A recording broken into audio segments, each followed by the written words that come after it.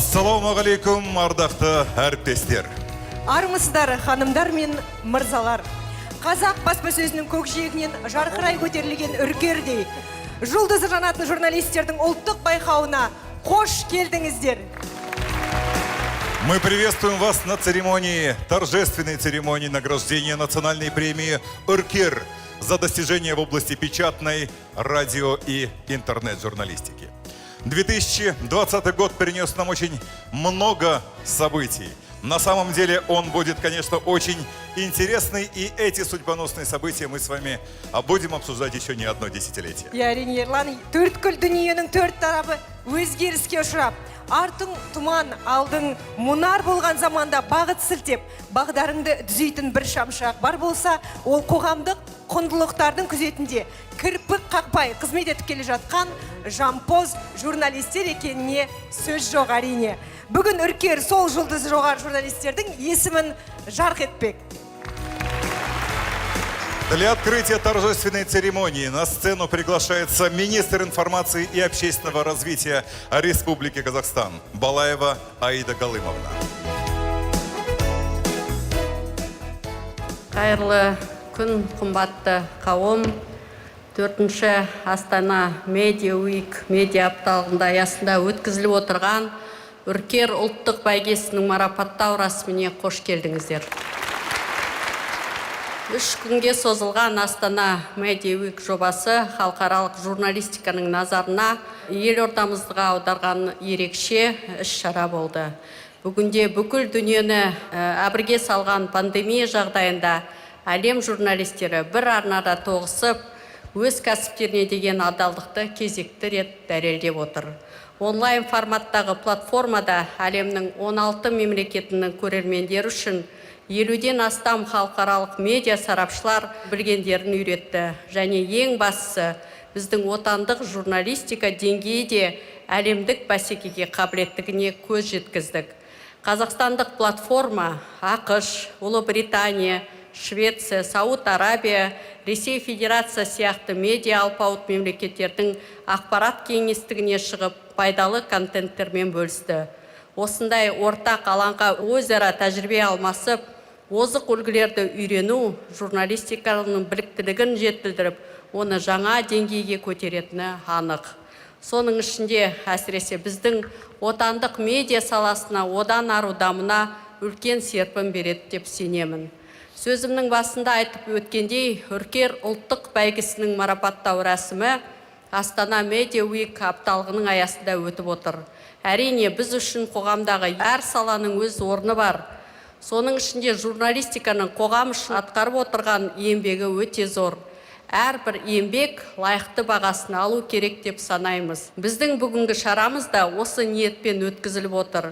Сондықтан біздің әділ қазылар алқасы 100-ден жүйрік шыққан шын таланттарға лайықты бағасын берді деп сенімдіміз.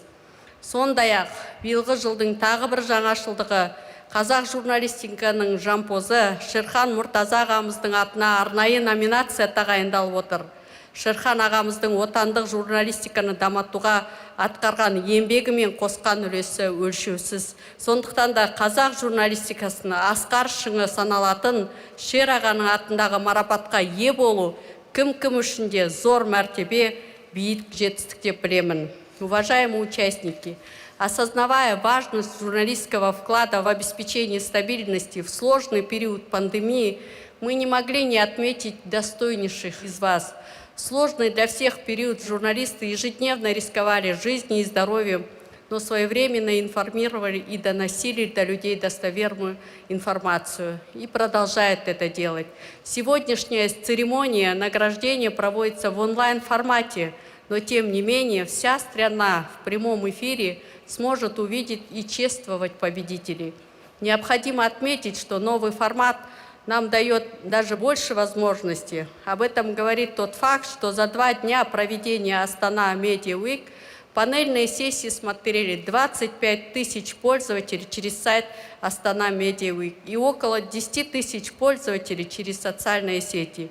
То есть в среднем одну панельную сессию посетило около 2500 участников. Естественно, при организации офлайн-сессии мы не смогли бы вместить такое количество зрителей в залах. Также расширилась и география участников. Просмотры зафиксированы из 16 стран мира, при этом активно смотрели наши соседи. Также можно констатировать, что данное мероприятие полностью оправдывает статус международного. В будущем мы будем поддерживать использование таких форматов. Премия «Уркер» существует с 2017 года, и в этом году в адрес организаторов поступило около 500 заявок, среди которых очень много качественных материалов, раскрывающих тематику важных социально-экономических, политических событий в стране. Жюри, в состав которого вошли и наши иностранные коллеги из Израиля и Великобритании, было не просто определить лучших из лучших. Құрметті қауым, журналистика биік кәсібилікпен терең білімді, бейтарап ұстаныммен еңселі еңбекті талап ететін ерекше кәсіп. Сондықтан бүгінгі сәтті пайдалана отырып, осынау кәсіп иелері барша журналистер қауымның еңбегіне мол табыс пен жетістіктер тілеймін. Қашанда ақпарат саласына жаңа белеске көтеріп, ел дамуына қосар үлестеріңіз арта берсін. Рахмет. Рахмет сізге, Аида Галымқызы. Спасибо большое, Аида Галымовна. Да, 2020 год, год изменений. Как сейчас стало модно говорить, это год, где мы проживаем новую реальность. И все то, что сейчас есть, это и закрытие границ, локдаун, коронавирусная инфекция. На самом деле всем нам было о чем писать и было о чем говорить. Но вот как только что сказала министр, да, Астана Медиа Week в этом году прошел в онлайн формате. Точно так же и проходит и нынешняя торжественная церемония награждения национальной премии «Уркер». Также в онлайн формате без зрителей. Здесь только присутствуют номинанты и, конечно, соблюдением всех необходимых санитарных норм. Но то, что очень нравится, что какой бы мы новой реальности ни жили, что время остается и старым традициям. Вот уже 4-й год подряд мы собираемся здесь все вместе для того, чтобы чествовать лучших из лучших в области печатной, радио и онлайн-журналистики.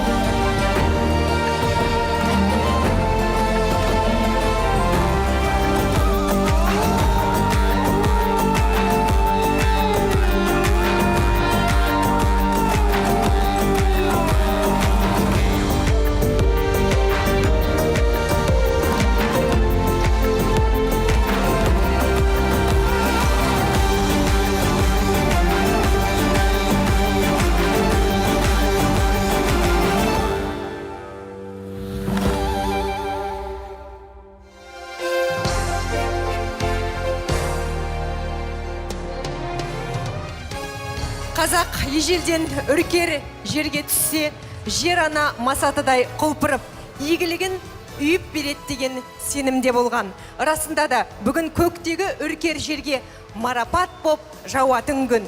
Бүгін өз ісін шеберліктің шырқау биігіне көтерген үздік тілшілердің есімі аталып, бабымен бағы келіскен жүйріктердің бағы жұлдызы жанатын күн. Карантиннің қыспағына қарамастан, тілшілер қауымы індетпен күрестің ақпарат майданында алғы шепте тұр. Ерлікке пара-пар еңбек ешқашан елеусіз қалмақ емес. Итак, мы начинаем нашу церемонию. Жылдың үздік жаңалықтар порталы.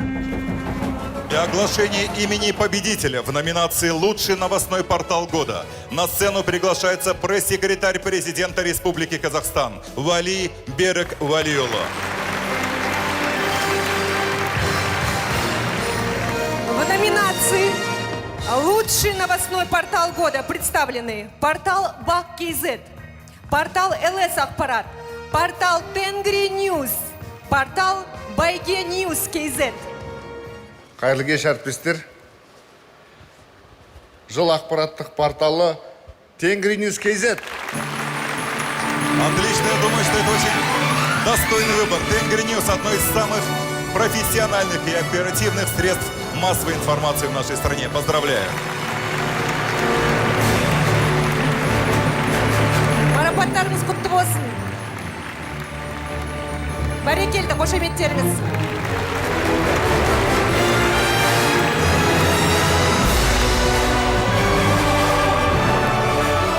Рахмет. Құрметті қауым, биыл өзі ерекше жыл болды ғой. Біз үшін, біздің редакциямыз үшін ерекше жыл болғанда, биыл Тенгриньюз 10 жасқа толды. Осы 15 ноябрьде, осыдан 10 жыл бұрын ең бірінші мақаламыз шығып, содан бері міне осындай дәрежеге жетіп отырмыз. Сондықтан осындай бізге құрмет көрсеткендеріңіз үшін көп рахмет айтамыз. Баршамыз аман болайық, келесі жетістіктерге жете берейік. Құтты болсын. Что примечательно, вот только что коллеги сказали о том, что десятилетний свой юбилей отмечают. А вот в этом году свой уже столетний, вековой юбилей отмечает наше первое отечественное международное информационное агентство «Казинформ». «Казинформ», мы все знаем, это уже на самом деле серьезный бренд на мировой арене средств массовой информации. Новые технологии, новые информационные решения, новые информационные ниши. Это все про «Казинформ». Информация – это ваша профессия. Для вручения специального приза ко столетию Международного информационного агентства «Казинформ» приглашается председатель правления Аскар Омаров. Прошу вас.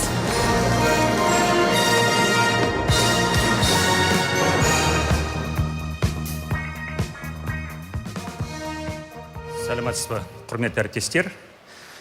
Енді бір ғасырлық тарихы бар Қазақпарат, халықаралық ақпарат агенттігі негізі дамуы біздің еліміз, Қазақстан Республикамыз тәуелсіз алған кезінен басталды. Сол кезде біз халықаралық ақпарат агенттігі болдық. Сонымен осы арнайы жүлдені біз өзіміздің шетелдік әріптестерге беретін болдық. Екіге бөлетін болдық осы жүлдені. Поэтому статуэтку «Уркер» с ее сертификатом мы хотели бы вручить нашему давнему партнеру, который на протяжении 100 лет был рядом с «Казинформом». Это информационное агентство России ТАСС. Здесь должен присутствовать представитель ТАССа в Казахстане Дмитрий Хараман. Прошу вас на сцену, да, Дмитрий.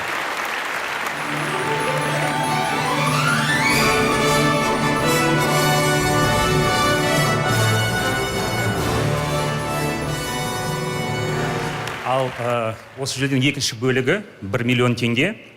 Бізде енді 46 қаралық серіктесіміз бар, бірақ одан бөлек былтыр отандастар қорымен бірігіп, ақпарат және қоғамдық даму министрлігімен қолдауымен біз алғашқы шетелдегі қазақ тілді бақтардың жиналысын өткіздік. Жақында ассоциация құрылады. Сонымен осы миллион теңгені біздің шетелдік қандастарға тапсыратын болдық. Монғолиядағы ең ірі қазақ тілді портал «Казньюзқа» тапсырамыз.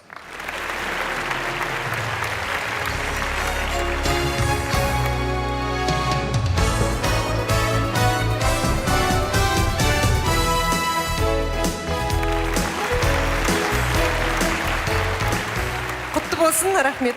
Үлкен рахмет. «Казинформ» халықаралық агенттікке үлкен алғыс айтамыз. Осы сайттың иесі менің туған ағам Өмірбек қалай болды. Мен ол кісі Монғолияда болғаннан кейін келе алмады. Сол кісінің өкілі ретінде інісі Павлодардан келіп қатысып отырмын. Үлкен рахмет сіздерге. Рахмет, құтты болсын. Дәйекті сенімді ақпарат алумен оны халыққа сапалы жеткізудің де өзіндік қиындықтар мен тәуекелдері бар болса, пандемия кезінде бұл қауіп еселеніп, журналистер де күн сайын қатерлі індетпен бетпе-бет келді. Да, итак, с начала марта 2020 года в мире погибло около 800 журналистов от коронавирусной инфекции. Өкінішке орай, бұл індет қазақ журналистикасында қайғылы қазаларға ұшыратып қаралы туын тікті. Қуандық Шамахай. Мира Мустафина. Жолдасбек Дуанабай. Диас Омаров.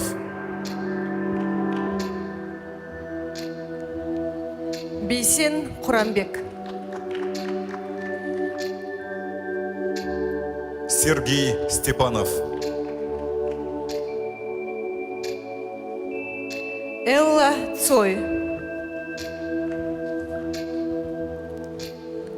Юрий Елисеев.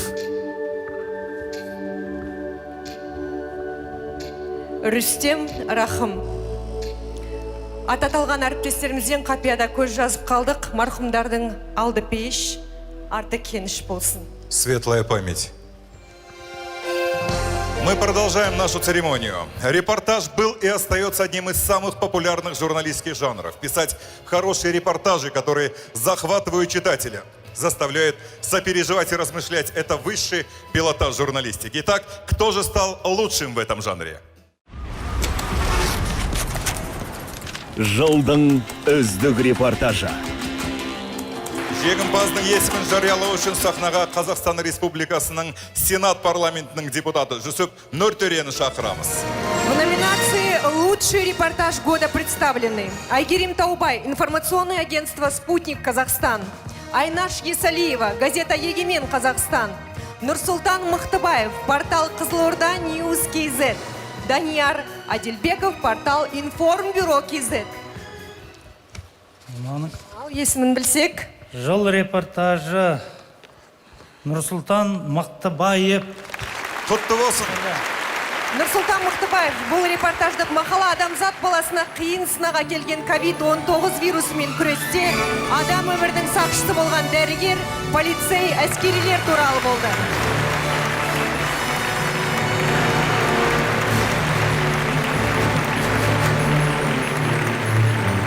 Мен енді мынау төртінші дәстүрге айналған үркер сыйлығымен барлық осы жанкешті жұмыс жасап келе жатқан біздің бауырларымызды, әріптестерімізді құттықтаймын.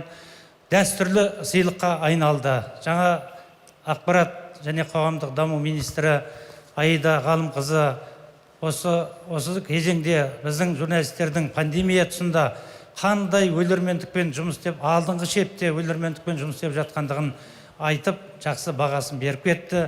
Халықаралық деңгейде бәсекеге түсуге қабілетті біздің азаматтарымыздың қатары аз емес. Сондықтан да осы мәртебелі журналистердің мерекесі жыл сайын жалғасын, 100-ден жүйрік шықсын, 1000-нан тұлпар шықсын, қазақ елі аман болсын. Барлығыңызды құттықтаймын. Рахмет. Бүгін осы қуанышты сәтте өзімнің сезімімді қалай жеткізерімді білмей тұрмын. Тек бір ғана нәрсе айтқым келеді. Қазақ журналистикасы жасасын. Баршаңызға рахмет. Нұрсултан Мақтыбаев, кейде қолымызда көп ақпарат болса да, біраз дүниеден хабардармыз десек те, ешқайсымыз келешектің қалай боларын болжай алмаймыз. Да, правда, и на протяжении тысячелетий пытливая мысль лучших умов человечества упорно стремилась познать Вселенную. Полеты к звездам – это неистребимая мечта человека, яркий путь звезды, который каждый раз проходит журналист при подготовке сложного аналитического материала. В наше время человек по-прежнему остается главным в звене развития, отличает его от им же созданного искусственного интеллекта умение сопереживать, анализировать и критически мыслить. Әлбетте, сындарлы ойлау, терең талдау, астарын ашып, ағы мен қарасын ажырату, ең бастысы елге, қоғамға пайда зиянын дөп басып таба білу дағдысы сараптамалық материал дайындайтын тілші үшін ауадай қажет. Жылдың үздік аналитикалық материалы. Жылдың үздік аналитикалық материалы номинациясы бойынша жеңімпаз есімін жариялау үшін сахнаға Қазақстан Республикасы парламент мәжілісінің депутаты Дархан Мыңбай шақырылады. В номинации «Лучший аналитический материал года» представлены Хайрат Жандыбаев, портал «Стратегии 2050 КЗ», Нурлан Уразғалиев, газета «Айқын», Есімжан Нақтыбайұлы, портал «Инбизнес КЗ», Гүлім Еркінбек, портал «Бәрі бар КЗ». Жылдың аналитикалық материалы Хайрат Жандыбаев. Құтты болсын. В основе лонгрида Кайрата Жандыбаева книга первого президента республики Нурсултана Назарбаева «Эра независимости», написанная в жанре исторической публицистики. Хайрат емес, Айнара ханым шықты ғой. сахна төріне. Құтты болсын жүлделеріңіз. Қайрат бір белгілі себеппен келе алмай қалды дейді, кішкене ауырыңқырап. Ал енді құрметті әріптестер, бүгінгі жиын шындығында да өте бір маңызды жиын. Жаңа айтып кеткендей, журналистердің жүгі ауыр. Мынау Үркер деген атының өзі керемет ат. Жұлдыздар жеке-жеке жүрмесін, шоғыр болып, бір-біріне жақындасып жүрсін деген сөз. Мен журналистердің бір-біріне жақын жүріп, қараңғыны жарық қылып жүргенін қалаймын. Сондай жетістікке жете беріңіздер. Рахмет. Бәрекелді, құтты болсын. Ерлан, сіз білесіз бе, адам даусының әуезі, мынау тембрі ол жүректің үні екен. Бұны радио журналистика мамандар айтады. Себебі олар сәулелі сөзді, Абай атамыз айтқандай, құлақтан кіріп бойдалар әуезді үнмен өрнектеп, жүректерге жол табуға тиіс. Бұл әрине оңай шаруа емес. Сондай-ақ халықтың сеніміне ие болып, махаббатына бөлену көп еңбекті қажет етеді. Бесспорно, конечно, радио — это вообще особливый жанр журналистики и продолжает очаровывать с собой и своей магией, я думаю, еще не одно поколение. А вот ведущие радио это не перестают удивлять своим талантом, совмещая в себе как минимум две профессии — журналиста и ведущего. Я мәселен екеумізден жақсы радио журналист шығушы еді. Солай емес пе? Да, один полноценный. Это мастерство и специализация. И знаете ли, ученые на самом деле все-таки утверждают о том, что начало и настрой любого дела — это 90% успеха. А вот настройка — это, я думаю, как раз-таки есть настроение. Именно радио задает нам энергию и заряд бодрости на целый день. Ловим волну отличного настроения вместе с номинацией «Лучший проект на радиостанции». Радиостанциядағы үздік жоба.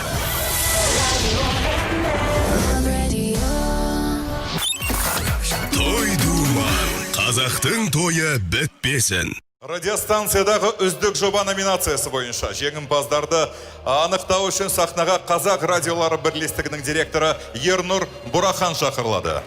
Итак, в номинации «Лучший проект на радиостанции» представлены эфирде 102 FM радиостанция «Атрау», «Бизнес-старт» радиостанция «Жаңа FM», «Сәтті күн» радиостанция «Жаңа FM», «Өмірдің өзі» радиостанция «Халық радиосы». Ал Ернұр мырза, өз аузыңыздан естейік. Қайырлы кеш, құрметті әріптестер. Биыл радио арналардың арасындағы үздік жоба атанған эфирде 102 FM радио Атрау. Құтты болсын. Эфирде 102 FM бағдарламасы өңірдегі өзекті мәселелер талқылап, талантты тұлғалардың дарынын халыққа таныстырады.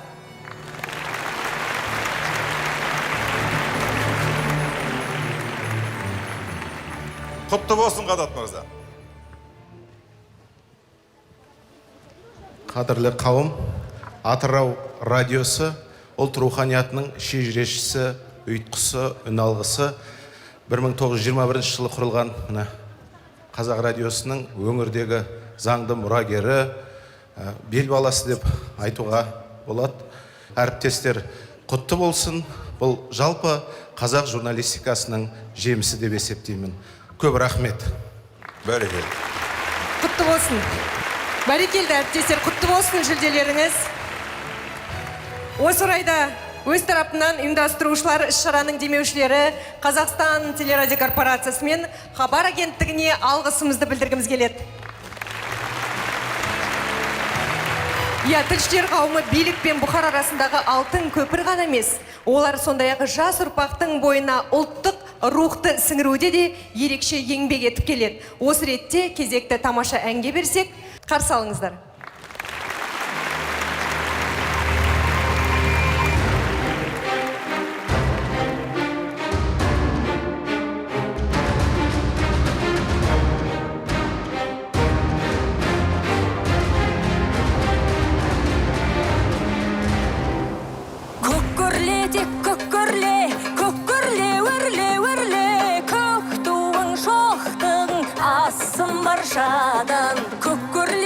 Көккөрле, көккөрле, өрле, өрле, көктемге жеткенде бабам аңсаған, азат боп жаралған, қазақтан таралған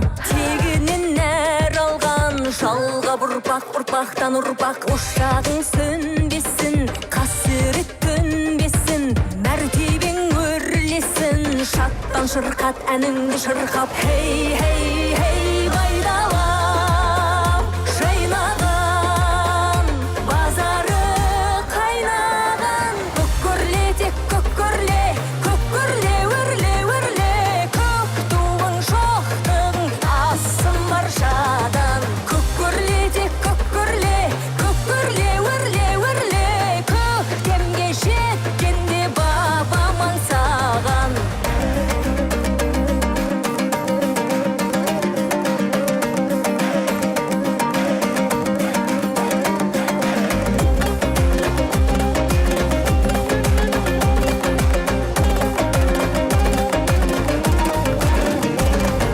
Намысың тауыңдай, көңілің бауыңдай, айбатың дауылдай, жалғап ұрпақтан ұрпақ, жоқ сенің теңдесің, мәңгілік төрдесің, биікке өрлесін, шаттан шырқат әніңді шырқап. Хей, хей, хей, байдалам, жайнаған, базары қайнаған, көккөрле тек көккөрле, көккөрле өрле өрле, көк туың шоқтың асым баршадан.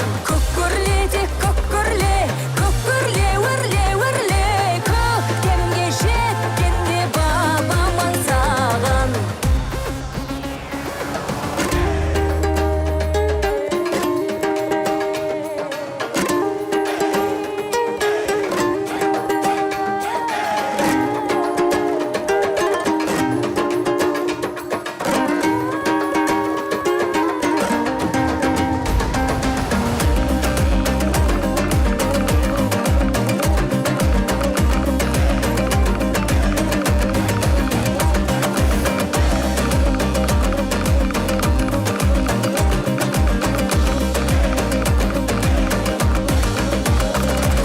Көккөрле тек көккөрле, көккөрле өрле өрле, көк туың шоқтың асым баршадан. Көккөрле тек көккөрле, көккөрле өрле өрле, көктемге жеткенде бабам аңсаған. Көккөрле тек көккөрле, көккөрле өрле өрле, көк туың шоқтың асым баршадан. Көккөрле тек көккөрле, көккөрле өрле өрле, көктемге жеткенде бабам аңсаған.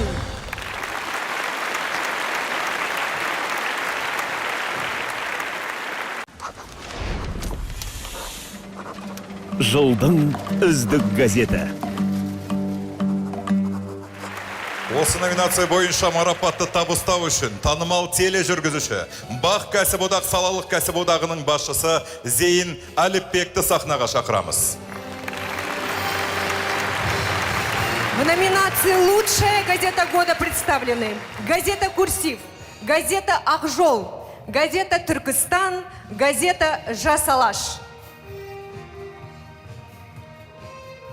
Оқи берсеңіз болады, Зейін мырза. Қадірлі әріптестер, сонымен жыл басылымы «Ақжол» газеті. Құтты болсын. Жамбыл облыстық «Ақжол» газеті өз өңірінде танымал, өзіндік тарихы бар баспа басылымы.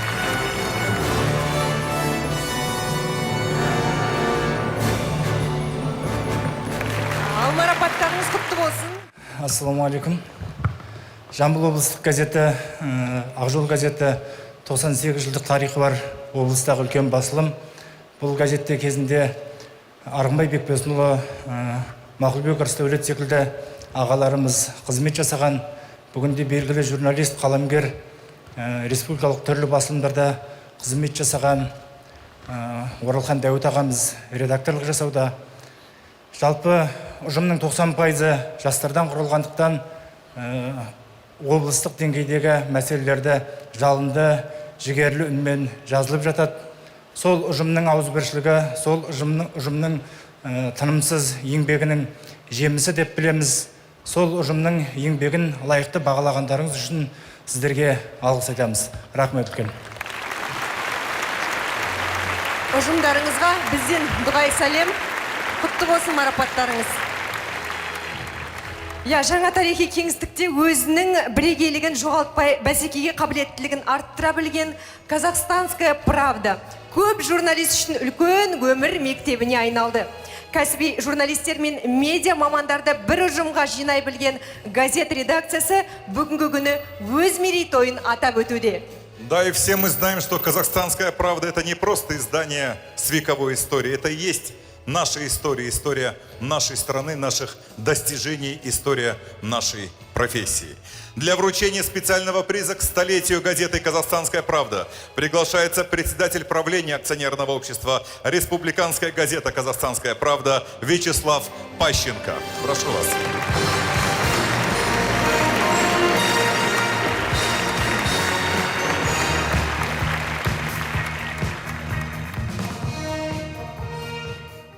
Добрый день, коллеги. В этом году «Казахстанская правда» отметила 100-летний юбилей, но, к сожалению, все эти коронавирусные дела внесли определенные коррективы в празднование. Но благодаря Министерству информации и общественного развития, благодаря премии «Уркер», мы сегодня имеем возможность вручить специальный приз человеку-легенде, человеку, который долгие годы бессменно был главным редактором газеты, человеку, который воспитал ни одного журналиста, и я не говорю сейчас о молодых кадрах. Я хочу пригласить Татьяну Васильевну Костину.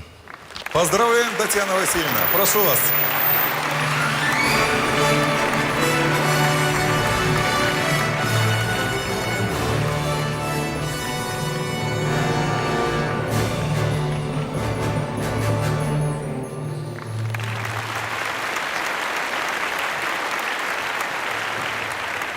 Мінекей үлкен ұжым елеп ескеріп жатыр. Можно пару слов? Ветерану и пару слов. Обычно ветеран отправляется в длительные воспоминания, кто, когда, где, что. Но сегодня я хотела бы сказать, что в каждой стране должна быть газета, которая говорит языком президента. В каждой стране должна быть газета, которая говорит языком парламента. В каждой стране должна быть газета, которая предоставляет площадку для правительства. Но главное, что для меня всегда было важно, четвертая составляющая «Казахстанской правды». Она всегда была рупором, она всегда предоставляла возможность говорить казахстанцам, народу.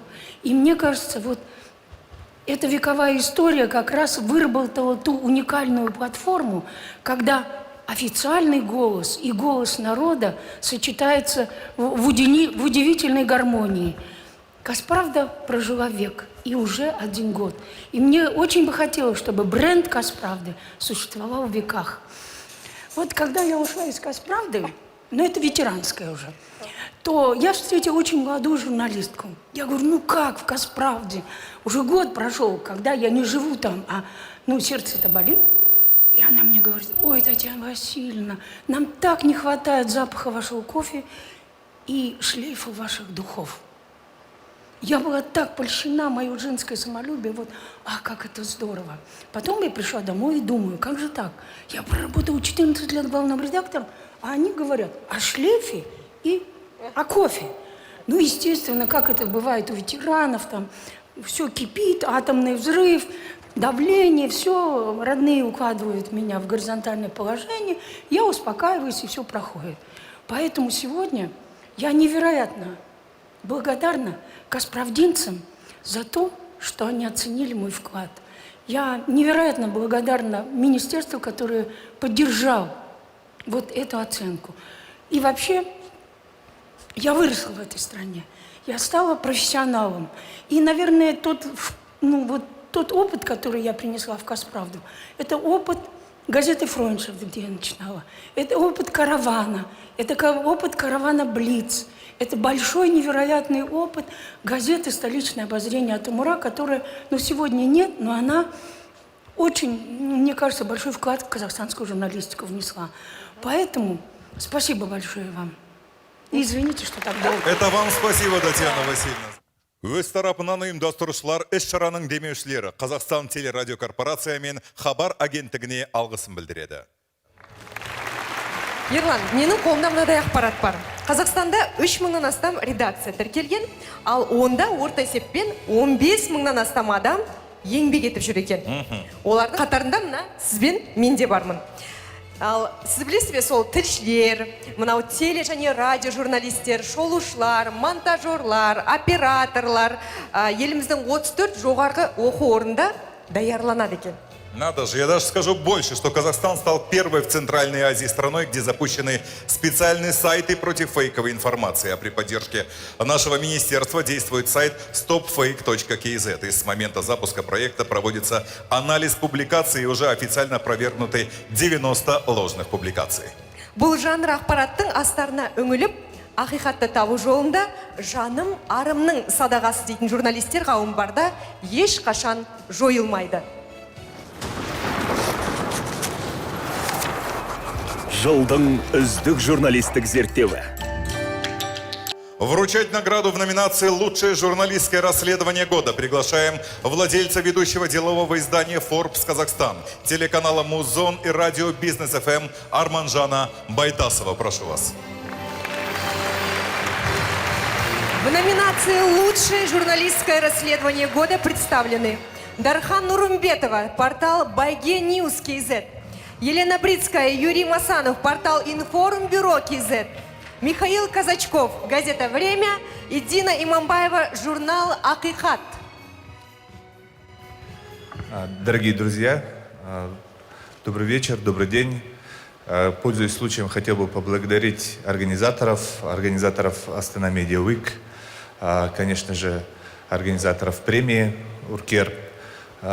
Очень важно, что правительство в лице Министерства информации и общественного развития уделяет внимание этой премии, потому что такие премии очень важны для журналистов. Это поддерживает их профессионализм, вдохновляет их. И это действительно профессиональная премия очень важна для развития всего нашего медиасообщества.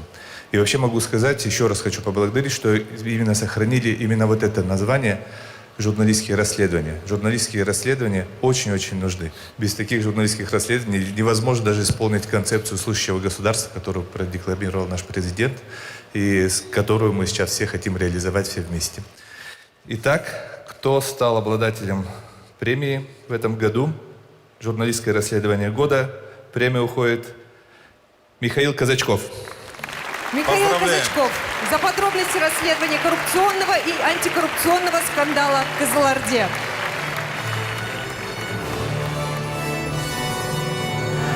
Наверное, Михаил Казачков, по всей видимости, не смог, но тем не менее представитель газеты «Время». Жылдың ең үздік танымдық материалы. Жеңімпаз есімін жариялау үшін сахнаға танымал журналист, радиодиктора қымбат Досжанды шақырамыз. В номинации «Лучший познавательный материал года» представлены Азамат Абелюлы, газета «Егемен Казахстан», Тимур Ниталиев, информационное агентство «Спутник Казахстан», Еңлік Сахтан, портал «Бәрі бар КЗ», Динара Насыр, портал «Жайық пресс». Қымбат ханымның аузынан естейік. Кім болды екен? Жылдың танымдық материалы, лучший познавательный материал года. Тимур Ниталиев. Наши поздравления. Тимур Ниталиев за материал о Биркучи, который использует свой уникальный метод приручения пернатого хищника. Тимур Ниталиев келе алмаған сияқты. Бір-екі ауыз өзіңіз айтсаңыз болады. Армысыздар, Тимур қазір Алматыда, осы тікелей эфирден көріп отырған болар. Құтты болсын, Тимур. Поздравляем Тимура еще раз. Рахмет, әріптестер. В век мультимедиа основной смысловой единицей стали визуальные изображения, сместив с этого места текст. Они задают тему, тон и служат доказательством изложенного. Я директы фотография және фото журналистика өзара біте қайнасқан жанрлар. Ведь порой одна фотография может, конечно, рассказать о многом, что доказывают наши призеры прошлых лет. Если все вы помните, в кадре портрета Ерлана Нургалиева с айгачонком на руках удалось отразить человеческие качества инспектора, его любовь к своему делу, заботе о животных. жылдың үздік репортажы. Жеңімпазды жариялау үшін сахнаға National Geographic Қазақстан журналының бас редакторы Еркін Жақыповты шақырылады. В номинации «Лучшая фотография года» представлены Алтынбек Картабай, газета «Арай», Ернар Алмабек, Массагет КЗ, Руслан Мазунин, независимый фотограф, Сакен Дильдахмет, независимый экологический обозреватель. Армысыздар, құрметті ханымдар мен мырзалар, жылдың үздік фотосы Сакен Дильдахмет. Ай, бәрекелді. Сакен Дильдахмет, Каспийский тюлень, на фото единственный представитель морских млекопитающих на Каспийском море. Эндемик и самый маленький тюлень в мире. Поздравляем, Сакен. Как говорят многие, это пресс-секретарь животного мира Казахстана, Сакен. Очень заслуженная награда. Қайырлы кеш, құрметті ұйымдастырушылар мен қатысушылар, баршаларыңызға үлкен алғыс білдіреміз. Негізі еліміздің табиғаты, осы қазақ даласы табиғатқа, оның түрлі жан-жануарға байғы, соны сақтап, келер ұрпаққа сақтап қалу бүгінгі біз үшін, сіздер үшін үлкен аманат болып тұр. Сондықтан еліміздің табиғатын сақтап қалайық. Рахмет сіздерге. Құтты болсын, фотографтар да әпәдемі сөйлеп қояды екен, Ерлан. Рахмет, әріптестер. Организаторы выражают благодарность спонсорам мероприятия АО «Агентство Хабар» и Республиканская телерадиокорпорация «Казахстан».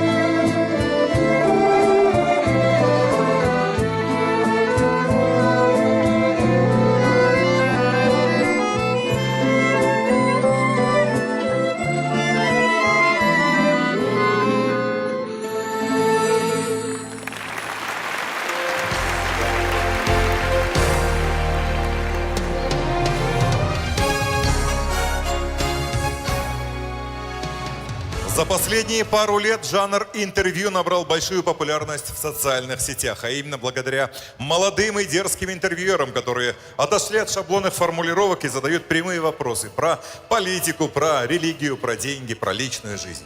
Так кто же лучший в этом жанре? Жылдың үздік сұхбаты. Чтобы узнать, кто в этом году получит заветную статуэтку «Үркер», мы приглашаем на сцену депутата Сената парламента, известного журналиста-интервьюера Дану Нуржигет.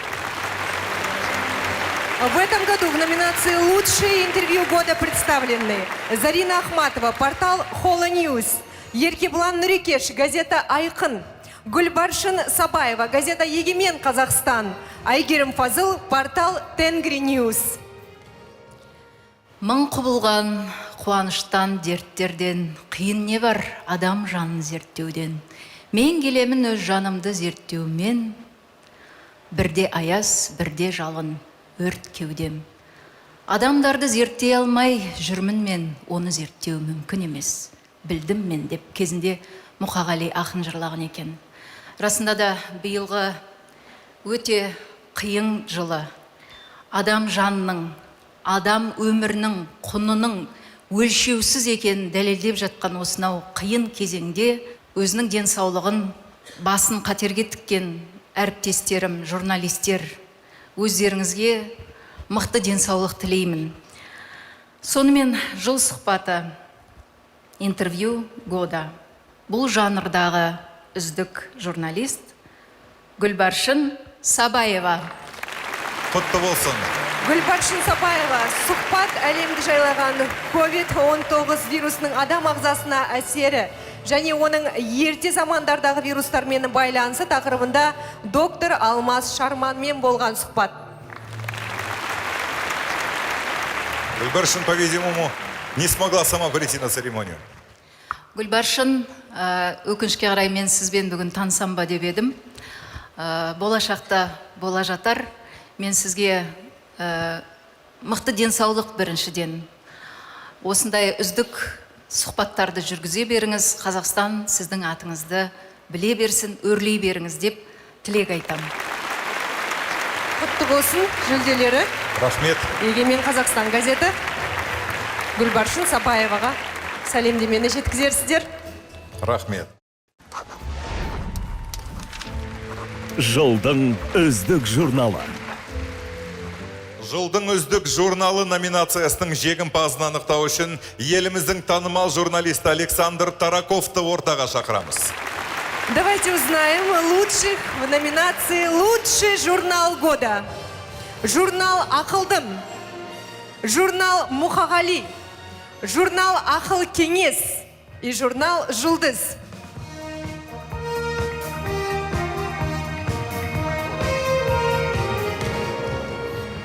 Добрый вечер, уважаемые дамы и господа. Вот мне кажется, это справедливая формулировка. Не лучший журнал, а журнал года. Потому что почему бы лучший журнал в следующем году не стал опять лучшим? Почему он станет менее лучшим или посредственным? Итак, журнал года «Жұлдыз». Я сөзсіз, «Жұлдыз» журналы еліміздің әдеби кеңістігін барынша қамтыған танымал басылым.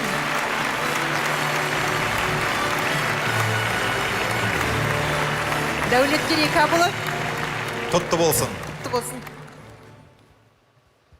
Армысыздар, орта толсын. 1922 жылы таң, 24 жылы шолпан, 28-ден бастап осы әдебиет айдына шыққан «Жұлдыз» журналы, сол жаңағы алғашқы журналдардың заңды жалғасы, арасында жылғысы, әдебиет майданы, майдан, әдебиет және искусство болды. Алғашқы редакторы Сәкен Сейфуллин, Мұхтар Әуезовтер, Ильяс Жансүгіровтер, Бертін Зейнулла Қабдолов ағамыз, Бекежан Тілегенов, Мұхтар Мағауин басқарған, Ұлықбек Есдәулет басқарған журнал жалпы қазақ руханиятындағы үлкен ойып алатын орны бар.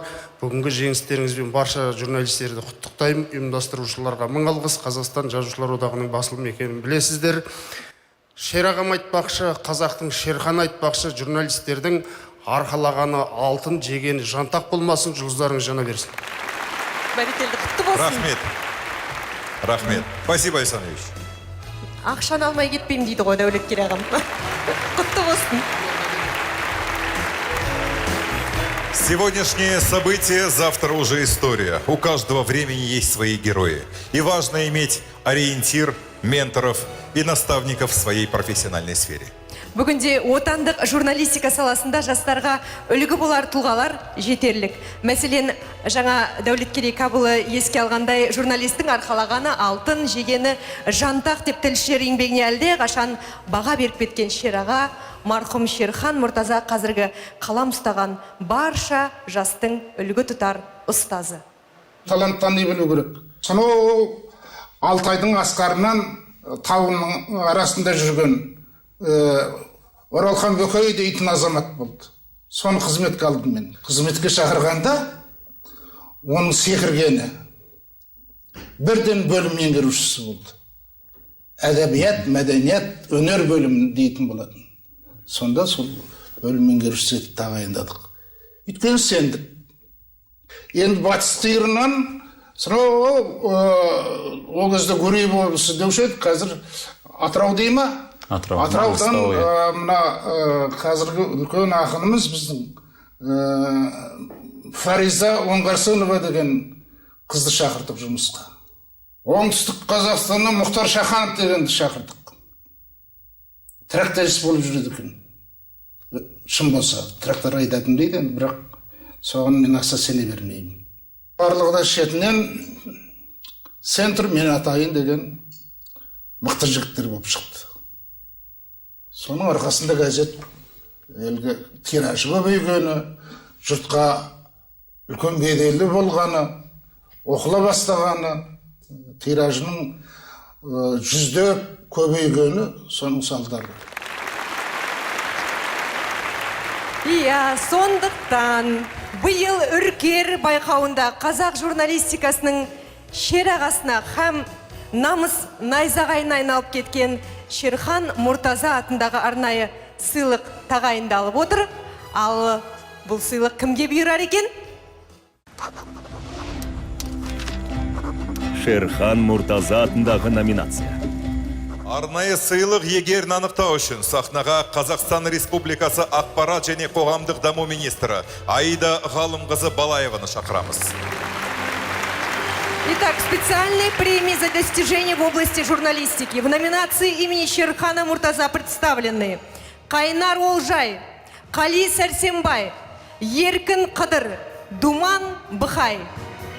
Құрметті әріптестер, бүгінгі номинацияның бәрі маңызды, бірақ осы номинацияның біздің министрлік үшін, жеке менің басым үшін өте маңызды, өйткені бұл жүлдені алған журналист, бұл ол кісі үшін бұл үлкен мәртебе, үлкен жетістік. Сондықтан арғартай осы журналистердің ізбасарлары көп болсын деп, осы номинацияны Шерхан Мұртаза атындағы номинация Қайнар Олжай деген ағамызға беріледі.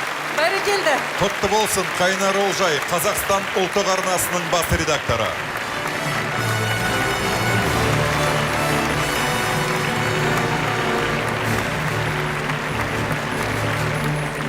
Өте лайықты. Қайнар аға бір-екі ауыз сөз айтсаңыз болады. Мына екі әріптесім Қали Сәрсенбай курстас еді, Шерағаның шәкірті бірге болып едік. Еркін Қыдырмен де Шерағаңға шәкірт болып едік. Шерағаң Шекпеннің үш жағынан жұмыстап едік. Бірінші сыйлықты тағайындап, бірінші сыйлықты маған берсіздер. Әріптестерімнен ол екеуіне нит көйлекті бұрын тоздырған едім, ренжімеді ғой деп ойлаймын. Мен жалпы ешқандай мемлекеттік қызмет істемеген адаммын. Бүкіл қызметтерден бас тартып тек журналистика жолымен келе жатырмын. Сол үшін де Шерағаңның сыйлығы мен үшін өте құрметті, мен үшін өте қадірлі. Шерағаң туралы 2 рет мақала жаздым. Ана тілінде шыққан, айқында шыққан, кейін Абай кезет ақпараттық порталы көшіріп басты. Бүкіл Шерағаң туралы сонда айтқам, тек қана ендігі айтарым рубрикалардың өзі неге тұрады. бір ауыз сөз дегенді газеттің бірінші бетіне шығарды. Ең алғаш рет алыста жүрген ағайын деп бүкіл жан жақта қазақтарды түгендетті. Ең алғаш Қазақстанға келе бастаған алғашы оралған қандастарымызды қайта оралған қандастар деген рубрика ашты. Семей полигонына қозғалысын қолдап, Семей полигонына қарама-қарсы рубрика ашты. Абыралы ауданын ашу Семей полигонның көмейіне тұрған тас деген бір ауыз сөздің өзіне тұрады. Сондықтан еріндеңіздер, Шерағаңды қайта оқыңыздар. Шерағаңның 30 жыл бұрынғы сөзі дәл қазір өте өзекті. Тағы да 30 жыл, алып 300 жыл біздің ұлтқа қызмет етеді деп ойлаймын. Рахмет. Рахмет, Қайнар аға. Фейсбуктағы постқа бірдеңе қалды ма, Қайнар аға? Кешке жазылатын. Ал бүгінгі марапат, барлығыңыздың марапаттарыңыз құтты болсын. Мынау байқауымыз дәстүрмен жалғаса берсін. Осындай мықты еңбектерді бағалай берейік. Сіздерге барлығыңызға сәттілік, жұмыстарыңызға творчестволық табыс тілеймін. Деніміз сау, еліміз аман болсын. Сізге де зор рахмет. Рахмет. Организаторы выражают благодарность спонсорам мероприятия, телерадиокомплексу «Казахстан» и агентству «Хабар». Осымен Үркер ұлттық байқауының 4-ші салтанатты рәсімі мәресіне жетіп қалды. Биыл Үркер сыйлығына 500-ге жуық өтініш келіп түсті. Жыл сайын ұсынылған жұмыстардың сапасы да артып, үміткерлерді анықтау қиынға соғып барады. Алайда өз ісінің хас шеберлерінен құралған әділ қазылар алқасы бұл міндетті абыроймен атқаруда. Өздеріңіз оны көрдіңіздер.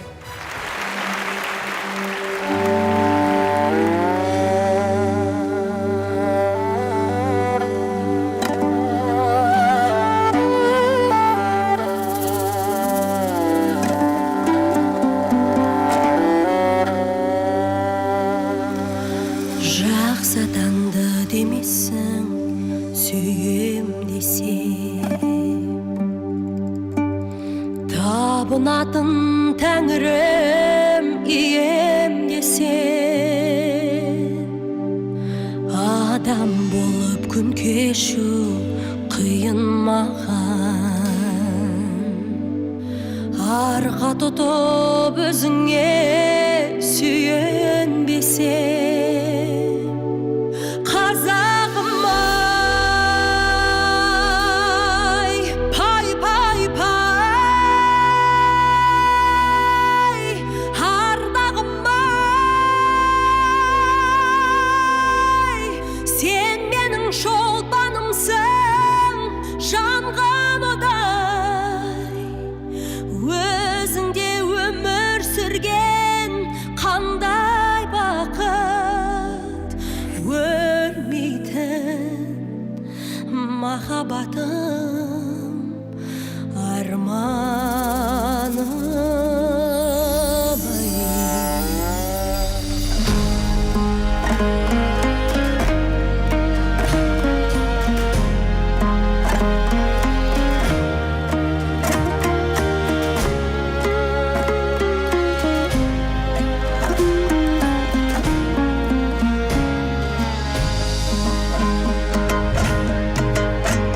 Сен менің сүйегіммен қанымдасың, жанымдасың, ұятым, арымдасың.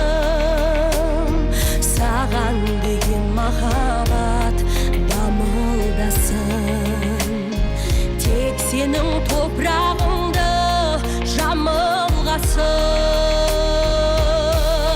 Қазағым ай, пай пай пай, ардағым ай, сен менің шолпанымсың, жанғаныдай, өзіңге өмір сүрген қандай бақыт, қазағым ай,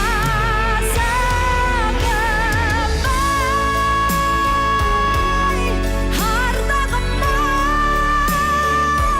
ай, сен менің шолпанымсың, жанғаныдай, өзіңге өмір сүрген қандай бақыт, өлмейтін махаббатым,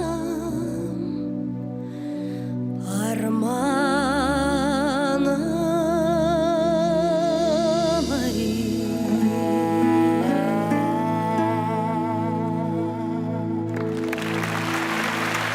Бүгін жүлдегерлер қатарына қосылған құрметті үркерліктер, әріптестер, достар.